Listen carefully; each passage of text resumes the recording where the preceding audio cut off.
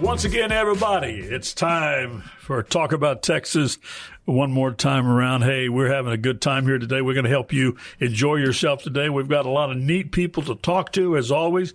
Our host today is going to be Sharon Arnold, and filling in for the illustrious John Nava is my wife, Sunny. Almost said Barr. It's Sunny Holly. I still call her by maiden name. Why that? I guess because I knew you so long. No. Yes, I know. Because I knew you a long time ago. And Sunny Holly. Sharon, it's good to see you again. Good to see you. I'm glad you for made it. having me. Yes. Glad you made it today. We got a lot of things to talk about. We got some nice people on today. Let's see. We've got Alex Thompson. She's with several organizations over in Seguin. We're going to talk about her and her organizations. And we've got Sid Miller, who's head of the Department of Agriculture. He's going to be on with us here just a little bit. And he's a big dog. Yeah. He's a big shot. He is. And he's been honoring me with his presence on the air several years now, and I appreciate it. We'll get back to him in just a minute. But we also want to talk about our sponsors, Gomez & Gomez Facility Solutions, Julio Gomez. And his number over there is 210-601-0761. And also East End Glass. John Nava, who's not here today, he's tied up with his church responsibilities. His number, John's number, is 210-333-2210. Now, let's talk a little bit about Gomez & Gomez. They got a little bit of everything, don't they? Oh, boy, they do. Let me tell you what they do. They do power washing, special lighting, concrete, asphalt paving and stripping, electrical, plumbing, grills, fryers, freezers, and maintenance. And they got a lot. So, I mean, whatever you need, they can do it. And that's only one page. That's only one page. Yeah, they do. And they're on Nacogdoches Road. And so if you need them, just give them a call. Yeah, and nice people. Julio's been in business for many, many years. He's good friends with John Nava. He's on the rodeo. Yeah. He's on the committee. He's on the rodeo committee. Same committee. Raffle. John is. Raffle. He's on the raffle committee. And he's been out there a long time. And the reason we mention that, it's not that if you're not a rodeo person, you're not a good person, but because all of us here have been in the San Antonio Rodeo over many years, we know that if you are continued to be on a committee over many years, you're a good person because they don't keep you if you're not. They'll run you off. He's been on that committee forever. I've seen that happen before. Yeah, and he has a great business. So if you need anything, call Gomez & Gomez. And he's a nice guy. When you meet him, he's a real nice person, easy to get along with, and he's very, very, very, very professional. Yeah. When he says he's going to do something, he gets it done on time. And he's clean, is neat, his operations nice and neat, trucks are neat, all that. And you can tell this man has pride in what he does. Yeah. Gomez & Gomez Facility Solutions. One more time, his phone number is 210-601-0761. And we want to say thank you, Julio, for sponsoring our show as long as you have here. We appreciate it. And the other one, of course, is John's business, East End Glass. John Nava is also not only one of our people that comes on the air with us, but his company is a sponsor of the show. Yeah. And John, they do a little everything too. Oh my when it comes to glass. They're the main glass replacement. Yes, mirrors. Yeah. They do. They've done glass replacements for a lot of restaurants, McDonald's, and all that, and they've done it for big. They've been in business for 52 years. Yeah. How many? 52. 52, and I'm Since 29. 1952. Yeah, when you've been in business that long, I mean, come on. Yeah. You don't stay around in business. Ask anybody that started off in business. You don't stay in business without having to really have a good product. And I think they did glass here, didn't they? Didn't they do windows here in our building? Yeah. Yeah. Big building everywhere. They put in Whether windows. it's a little building or a big building, doesn't make any difference. Right. John Nava, East End Glass, and their number is 210-333-2210. 210-333-2210. That's John Nava, who's you want to talk to. A really very nice man. And him and Julio or Gomez are good friends. So you could see when you get these guys together. Yeah, they work together. They work together, and you can see they're very much similar in terms of their attitude and getting things done. Yeah, and we're missing John today. Huh? We're missing John today. I know. East End Glass. I do. It's not to say without John, you know. But we got Sonny Bunny. I love you, Sonny. I love you We too. We're glad I said, we got what am I going to Sharon. do? No, John. And he says, well, get Sunny Bunny. I said, all right, well, I don't know. She charges a lot. I don't know if I can afford her. All right, so let's move on a little bit. We got somebody on the phone here. Let's see. The head of the Department of Agriculture, Sid Miller. Sid, are you there? I'm here, Roy. Happy Resurrection Sunday to you and Sonny and Sharon. Thank you. Thank you. Well, listen, Happy Easter. We're always glad to have you, Sid, and we appreciate you, really do, taking time to be with us because I know that you're an extremely busy man. And the average person has no idea what you're responsible for. So why don't you take a little time and tell us about your background and how you got into this? Because I think your background has a lot to do with what kind of a person you are today. And the integrity you've got in the college you went to and the people you met on the way up and the fact that you did roping and all that. Talk a little bit about that because I think that's really impressive to a lot of people. Okay. Well, my family came to the United States in 1700 from Ireland. We've been farming and ranching ever since. So I'm a 8th generation farmer and rancher. I still make my living off the land in Stephenville, Texas, where I run cattle and horses and grow various crops. I'm a graduate of Tarleton State University in Stephenville, part of the A&M system, and was an ag teacher when I first got out. So I was a FFA advisor, open wage leader, and I run real quick with the greatest natural resource we have in Texas, not oil and gas, it's our youth. So we've got a big emphasis on that because when our country was founded, even when Texas was a republic, 95% of people were farmers and ranchers. If you didn't grow it or kill it, you didn't eat. Wow.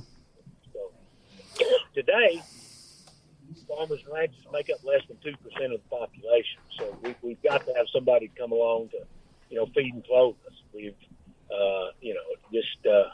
it's imperative that we, have people replace the average age of the farm and rancher is about 60 years old. Yeah. So, we have several programs at the department to encourage young people to get involved in agriculture. Actually, That's great. 1 in 5 jobs in our state are somehow related to agriculture. So it's a big field. Yeah. And getting the kids to join and do what you do, it's great. Well, Sid, how many people do you have working for you across the state of Texas? Oh, about half of them probably. How many? Half of the people from Texas. The other half. Yeah, you got a pretty good group of people, don't you, that work for you at the Texas Department of Agriculture? All kidding aside, I've got the best people that work for me. I really do.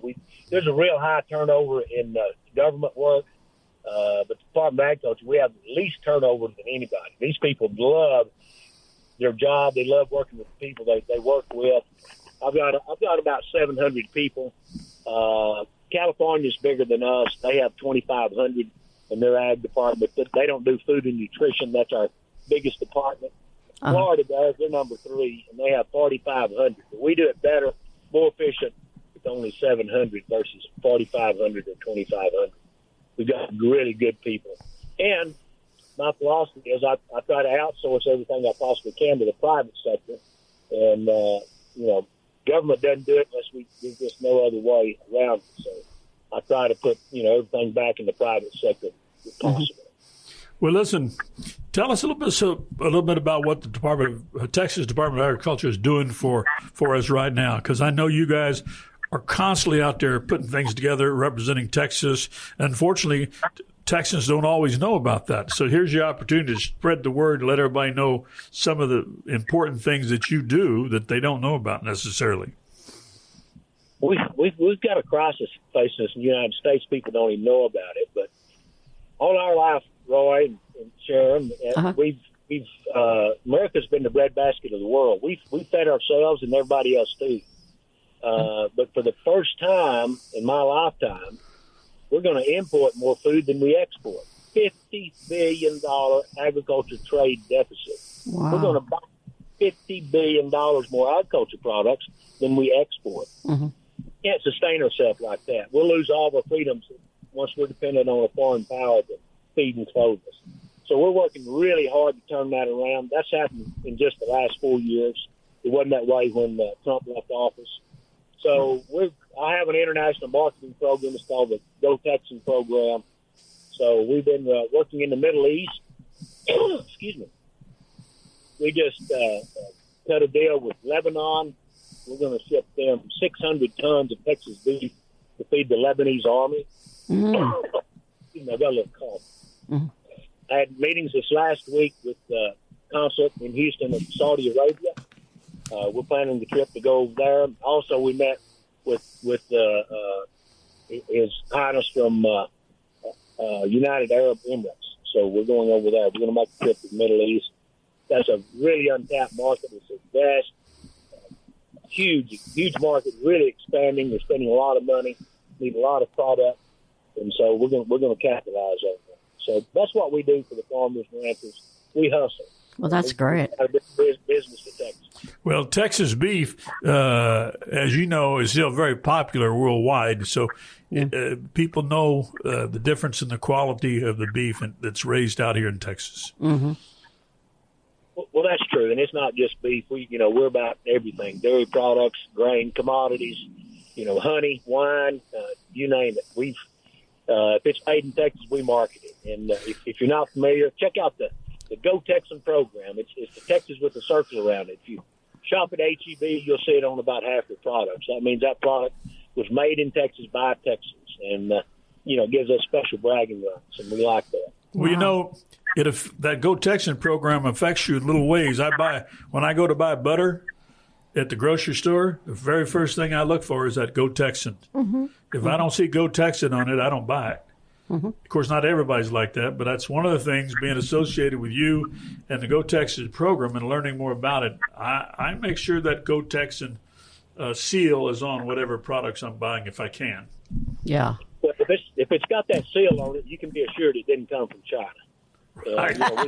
That's the main thing. It ain't coming from China if it got Go Texan on it. Well, thank you for that. Thank you for doing everything you do. I don't think that would ever happen. Well, listen, Sid, I appreciate your time. I know you're a real busy man, but we just wanted to say hi and tell the people of Texas what kind of job you're doing, and we appreciate you and support you. Anytime we can ever help you with anything, we want you to know we're here waiting for you to call us. And so you have a really nice Sunday. Thanks for taking time to visit with us today. And happy Anytime, Easter. You bet. God bless all three of you. Thank you so much. Thank you. All right. You bet.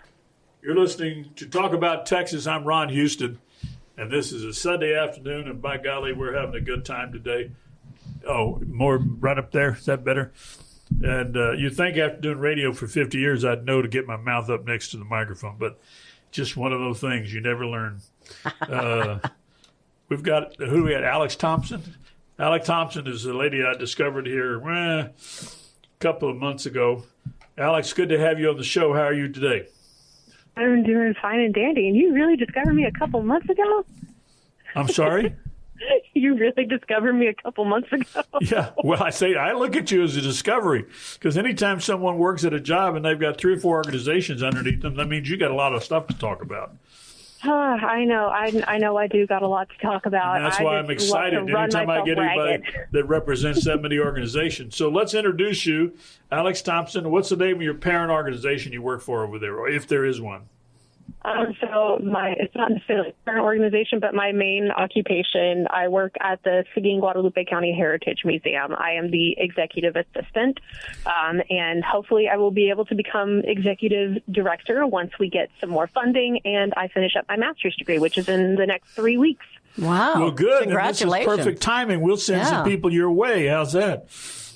Yes, we would love that. We actually just expanded our hours at the beginning of the year. So we were previously open from Tuesday, Wednesday, and Thursday, 10 until 3. But we got some extra funding from our city. And so we were able to expand our hours from Tuesday, Wednesday, Thursday to just Tuesday through Saturday. I bet you're excited about that, huh? Oh, I am so excited about that. I love being there on a Saturday, especially because we have more kids coming in. Mm-hmm. And we have some really cool artifacts that the kids just always love to play with. For one thing, we have a self-playing piano. And it is really, and it's an electric one too. So we don't have to pump air through it. So I just flip a switch and then it goes. Kids are always so mystified by it. They think a ghost is playing it. And what And I have to hours keep- is that on Tuesday to Saturday? So it is 10 until 3, Tuesday through Saturday. Okay. Well, let's see here. How long have you been working there at the museum? So I've been working here officially for a little over a year, but I discovered the museum when I moved down to Guadalupe County. My husband and I were previous residents of San Marcos. We got priced out. And then we've moved. We live in New Braunfels technically, but there's a part of New Braunfels that's in Guadalupe County. So that's how I'm able to qualify for all of the stuff that I do. So we moved down here, and I was very pregnant at the time with my child, who is now almost 18 months old. Oh. I was 7 months great. pregnant. Yeah, and we went on a tour, and I just loved it so much. I loved all of the history that was in there, and I was just like, hey, I'm getting my master's degree in history. I would love to help you guys out. And they were just like, yes, please come help us out. And I said, but I got to pop this baby out first, and then I will be right back.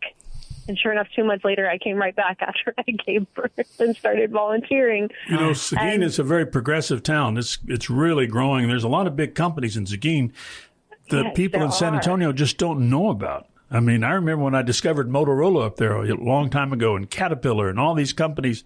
I didn't know they had those kind of commitments in Seguin. Yeah. Asian Battery Factory. We have a lot of different companies that have their headquarters, like their South Texas headquarters with us. 27 different factories have their headquarters here in Seguin. Well, it's Wow, nice for that's you good to because know. those people That's are great big to know. companies and they have money to give to organizations like yours. Yeah. Exactly. Like Caterpillar is actually one of the biggest donors in our area. We usually get funding through them via United Way. They are wonderful community partners with United Way. So we are always very appreciative of that. And you don't have anybody with a name any bigger than Caterpillar. Caterpillar's pretty big. I mean, everybody knows what Caterpillar is. Exactly. And I don't mean You just get- a worm. Yeah, not just a word. That is correct. Well, now, have you got into much of the history of Seguin, Texas history? Yes. Oh, yes. Share a little If bit you about that, because that's something that people don't know about who Juan Seguin was. So we got to first start with like the history of the area in general. So Seguin is one of the oldest cities in Texas. Actually, it was officially founded in 1838. It was called Walnut Springs for about 6 months, and then it got renamed Seguin after Juan Seguin. But the original plot of land where Seguin is now, it was actually sold to 33 Texas Rangers in 1832. We actually have those documents of sale at my museum. And it is one of the coolest things in the entire world, because you have John Campbell's signature, and we're also right next to the Magnolia Hotel, which was his hotel as well.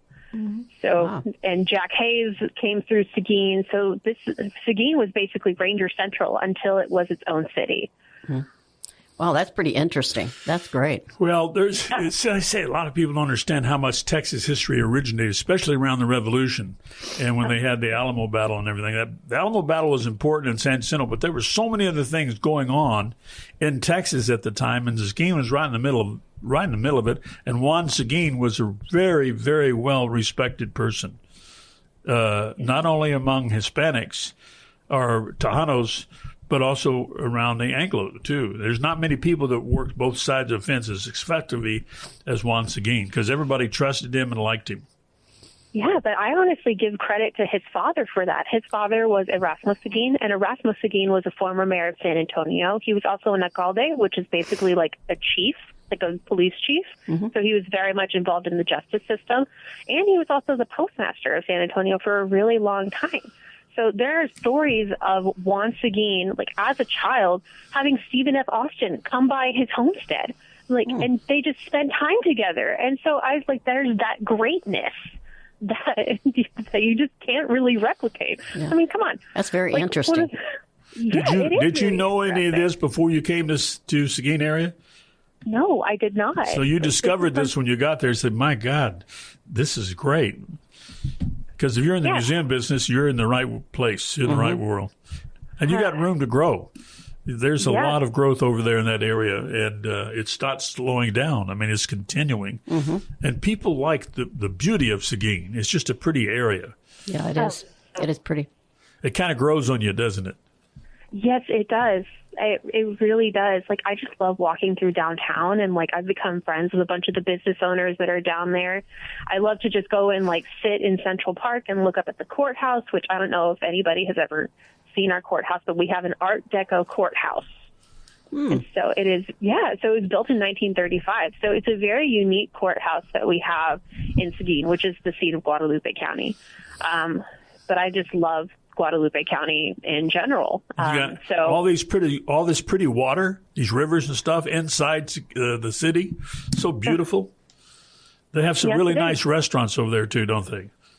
Oh yeah, I mean we have a Michelin-rated restaurant now with burnt bean. It's not a Michelin star, but it's like a special Michelin award that they give, and it's to burnt bean barbecue, and that is literally right around the corner from the museum. That's cool. You can just go over there and have lunch. So if the your line is not out the wazoo. your museum is poised to grow along with the community. Is that correct? Seguin has actually had 9,000 people in, like, as of the last census, so the 2020 census, 9,000 people have started their lives here in Seguin. So the original, it was the number that was taken on the census. I think it was like 27,000 people were listed as living in Seguin. We are close to 36,000 now, and it's probably going to just keep growing in the next couple of years. And if you ever come to Seguin and you drive up and down Highway 46, which is like the major road that connects Seguin and New Braunfels, there are subdivisions coming up everywhere. People just really want to move here, and they want to be in this place. And I can't blame them, honestly. But it's also just like, wow, this is going like really, really fast. That's great. Well, I think one thing is important too, that the Seguin is a friendly place. When you're walking around, you're talking to people and saying hi. I've noticed that these are people that are friendly to you. Not all communities are like that, but Seguin always seemed to me to be a real friendly place. Yeah, Yeah. it's a very friendly place. Like, I've been welcomed with open arms, even though I did not grow up in Seguin. Like, I grew up in the Dallas area originally, and then I went to San Marcos for college, ended up staying down there, but I got welcomed with open arms, and now I'm a part of the community. It's really wonderful. And now you don't want to go back to Dallas, right? I wasn't going to go back to Dallas anyways. I was going to do that. So I was going to ask you, the square over there has this image of Juan Seguin on a horse. And have you ever read the names and stuff on the bottom of that monument? Yes, I have read some of the names that are on the bottom of that monument, and I've also met the people behind those names. The Seguin family is very involved when it comes to the museum, and then also Juan Seguin's burial site is about a mile away. I was going to say, he's buried there, right? Yes, but he wasn't originally buried there. So back in like the 1970s, this is for, I think it was the 70s or the 80s, but so they took Juan Seguin's remains from Nuevo Laredo and they brought them to Seguin. But I learned that it was apparently a really big toss-up between Seguin or San Antonio of who got his remains. And so Seguin won. Well, yeah, Wow. because That's his a great name is story. with that city, so it Yeah. obviously stands to reason it's better off to be in Seguin Yeah. than in San Antonio. San Antonio's got enough people. Exactly. You know, this They've way got enough he'd be people. the star. He may not be the star if he's up against Crockett and Travis and all those other people at the Alamo, but where he's at, he's the big. And you know, he was an integral part of the revolution. He was a very important person, and he could have been killed very easily. Somebody could have, the Mexican government could have went after him and had him assassinated, but he wasn't. I don't think he was afraid of much.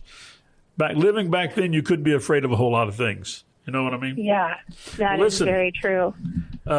Alex, we appreciate your taking time today. Let's give some phone numbers out on how people can reach you, and maybe a website where people can get more information about your place. Okay? All right. So our website for the museum is www.seguinheritagemuseum.org. One more time, please. www.seguinheritagemuseum.org. And your phone number over there in case someone wants to call you direct.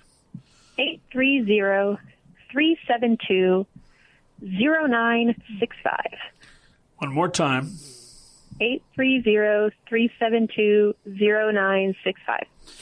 Okay, and that's Alex Thompson. Alex, thank you very much for visiting with us today. We hope to have you on again sometime. Have a good week. We appreciate you, and thank you very much for talking with us today on Talk About Texas. Thanks for being on with us. We appreciate it. Yeah. All right. Thank you, guys. Have a wonderful Easter. You too. And we want to thank everybody for listening today to Talk About Texas. I'm Ron Houston, and you are Sharon Arnold. Sharon Arnold, and you are Sunny Bunny. Sunny Bunny. She's got a bunny shirt on. On the air with us today here. We appreciate you very much. Thanks for listening. We'll see you next week. Bye-bye. Bye.